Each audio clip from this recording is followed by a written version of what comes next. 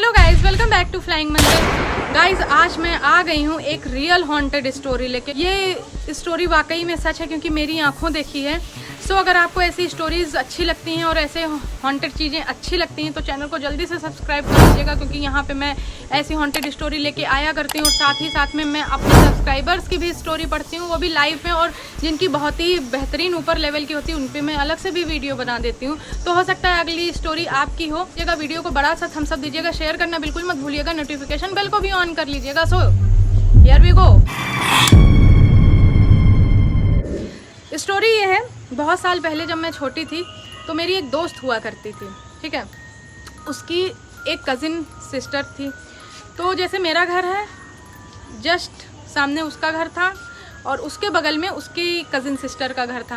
नहीं जैसे होते हैं चाचा चाचा, मतलब कि भाई भाई अगल बगल घर ले लेते हैं, ठीक इस टाइप से।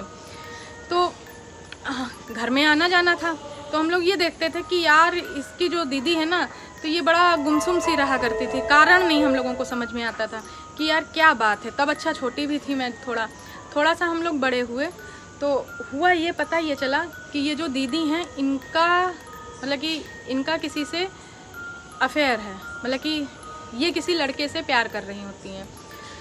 तो लेकिन हमारे यहाँ समाज में अभी भी इतना वो नहीं है, लेकिन वो लड़का जो होता है वो किसी और कास्ट का होता है। तो दोनों के परिवार राजी नहीं होते हैं, क्योंकि इंटर कास्ट मैरिज के लिए राजी नहीं होते हैं। तो उन लोगों को लगता है कि यार अब तो मेरी ज़िंदगी यहीं पे ख़त्म हो जानी चाहिए, कुछ है नहीं ये वो। और हम लोग इतने छोटे रहते हैं कि ये सब चीज़ें एकदम ऊपर से जाती हैं, है ना। तो अब लगता है कि यार अब वो अगर होता तो हम लोग समझा सकते थे उनको कि नहीं ऐसे नहीं होता है, और जो भी है प्यार है। कहते हैं कि पहला प्यार इंसान भूलता नहीं है। उनके घर वालों ने भी उनको समझाने की कोशिश की, लेकिन कहाँ भूलने वाले थे वो लोग एक दूसरे से, क्योंकि स्कूल के टाइम से उनकी फ्रेंडशिप हुई, फिर वो लोग कॉलेज में आए, बातचीत हुई, प्यार हुआ, तो एक दूसरे को छोड़ने का तो मतलब एकदम मतलब कि बनता ही नहीं था। घर वाले राजी नहीं हो रहे थे। इसी बीच में होता क्या है, जो लड़का होता है वो सुसाइड कर लेता है, समझ रहे हो, वो सुसाइड कर लेता है, अपनी जीवन की कहानी ख़त्म कर देता है। ये बात जब दीदी को पता चलती है, मतलब कि मेरी फ्रेंड की कज़िन को, तो वो बुरी तरह से टूट जाती है।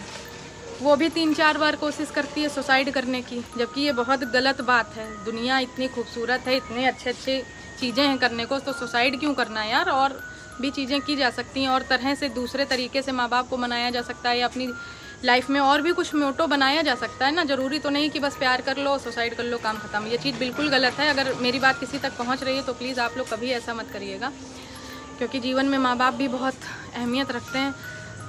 लेकिन ये बात अभी वो तो अगले लेवल पे हैं, उनके ऊपर तो प्यार का जुनून सवार है, तो उनको ये चीज़ समझ नहीं आ रही है।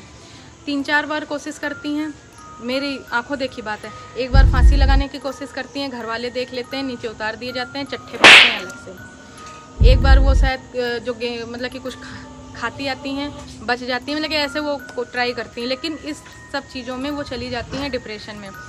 अब वो ये बताती हैं कि मेरे सामने राहुल आ रहा है, यानी कि जिससे वो प्यार करती थी, जिस लड़के से, वो इनको दिखता था। अब ये बातें कोई और तो नहीं मानता है वो, लेकिन ये चीज़ बताती थी। और हम लोग भी देखते थे कि वो अक्सर जैसे बैठी रहती थी छत पे, तो वो बोला करती थी, हंसा करती थी, और कभी कहो जैसे हम लोग नहीं दूसरे के ऐसे मारते हैं कि चल अपना काम कर, इस तरह से भी हरकतें किया करती थी। तो यार हम लोग देख के डर जाते थे। हम लोगों को लगता था कि यार सही में तो नहीं राहुल भैया बैठे हुए हैं, उनसे ये बात कर रही हैं, और सब लोग कहते हैं कि बस ये डिप्रेशन में हैं या कुछ ऐसा तो नहीं। लेकिन वो लड़बंदी ये बोलती थी कि नहीं, मेरे सामने राहुल है, वो देखो मुझसे बात कर रहा है। और अब ये सिचुएशन थी कि वो अपने काम जो थे सारे घर के अच्छे से करने लगी थी। जो बंदी खाना भूल गई थी, पीना भूल गई थी, इनफैक्ट अपने जो डेली रूटीन के काम होते थे वो नहीं करती थी, अब वो अपनी दिनचर्या में वापस आ गई, सिवाय इसके कि मेरे सामने राहुल है, मेरे साथ राहुल रहता है। क्योंकि अब उसको वो सेटिस्फैक्शन मिल गया है, तो अब चल रही है दोनों की कहानी।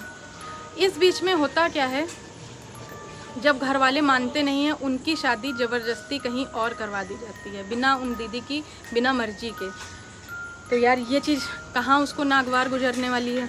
तो वो बोलती हैं कि ठीक है, तुम लोगों ने मेरी शादी तो ज़बरदस्ती करवा दी है, लेकिन देखना राहुल मुझे यहाँ रखेगा नहीं, वो मुझे यहाँ से लेके चला जाएगा। और गाइज़ आप मानोगे नहीं, सिर्फ 5 या 6 दिन होते हैं वो शादी के बाद अपने मायके भी नहीं आती हैं और वहीं पे अपनी ससुराल में ही वो अपनी हाथ की नस काट कर सुसाइड कर लेती हैं। सो ये कहानी इतनी ज़्यादा मतलब कि ऐसे तो लग रहा होगा कि नॉर्मल सी है, लेकिन सोच के देखो अगर सच में वो बंदा उस बंदी के साथ में था और उसी ने उसको प्रोवोक किया है सुसाइड करने के लिए, तो यार कितनी क्रीपी सी बात है यार कि किसी को अपना पार्टनर दिख रहा है और वो उसको लेके साथ में चला गया। सो गाइज ये थी कुछ कहानी और ये मेरे मतलब कि जानने वालों में ही है ना। सो अगर आप मेरे चैनल पे नए हो तो जल्दी से चैनल को सब्सक्राइब कर लो, इस वीडियो को बड़ा सा थम्स अप दे देना क्योंकि ऐसी वीडियोस मैं लेके आया करती हूँ। अगर आपकी भी कोई भूतिया स्टोरी है तो ज़रूर से ज़रूर बताओ क्योंकि लाइव में मैं सुनाया करती हूँ और अगर अच्छी सी हुई तो मैं उस पर अलग वीडियो भी बना सकती हूँ। लेकिन हाँ ये रहता है कि कोशिश ये करना मनगढ़ंत ना हो, जितना हो सके रियलिटी भेजना। सो मिलती हूँ आपसे अगली वीडियो में, बाय बाय।